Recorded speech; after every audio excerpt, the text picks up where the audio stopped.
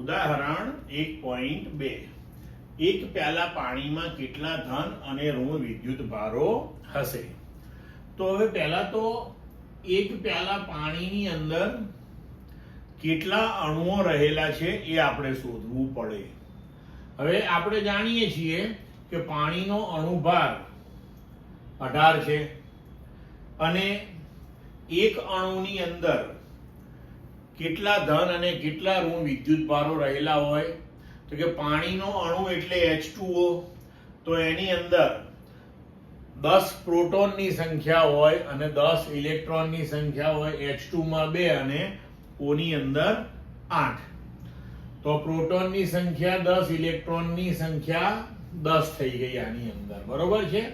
તો જો આપણે એક પ્યાલા પાણીની અંદર રહેલા અણુઓની સંખ્યા શોધીએ તો તેના પરથી આપણને પ્રોટોન અને ઇલેક્ટ્રોનની સંખ્યા મળે અને પ્રોટોન અથવા તો ઇલેક્ટ્રોનનો વિદ્યુતભાર આપણને ખબર છે, તો એના ઉપરથી પ્યાલામાં રહેલો કુલ ધન અને ઋણ વિદ્યુતભાર મળી જાય.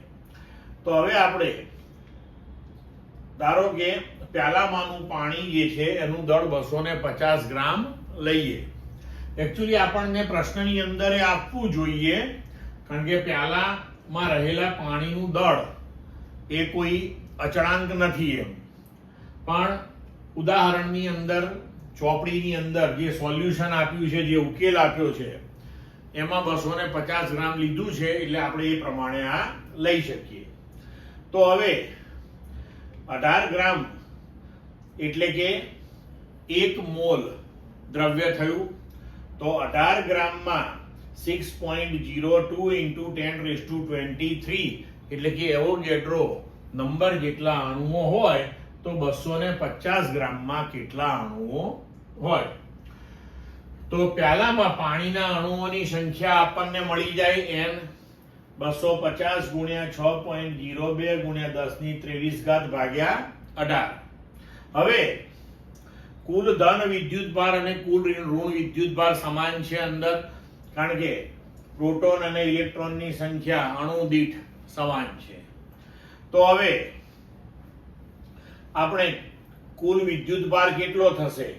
તો અણુઓની સંખ્યા, એક અણુની અંદર રહેલા વિદ્યુતભારોની સંખ્યા 10 અને એક વિદ્યુતભારનું મૂલ્ય E, એટલે કે n × 10 × E આટલો કુલ ધન વિદ્યુતભાર હશે અને તેટલો જ કુલ ઋણ વિદ્યુતભાર હશે. હવે આપણે કિંમતો મૂકી દઈએ અહીંયા આગળ. તો n ની કિંમત મૂકી, 10 E ની કિંમત મૂકી અને હવે એને આપણે ઉકેલીશું તો આપણને જવાબ મળશે 13.37 × 10⁶. એને આપણે લખી શકીએ 1.34 × 10⁷ કુલંબ ધન અને ઋણ વિદ્યુતભાર પાણીમાં હશે. ક્લિયર?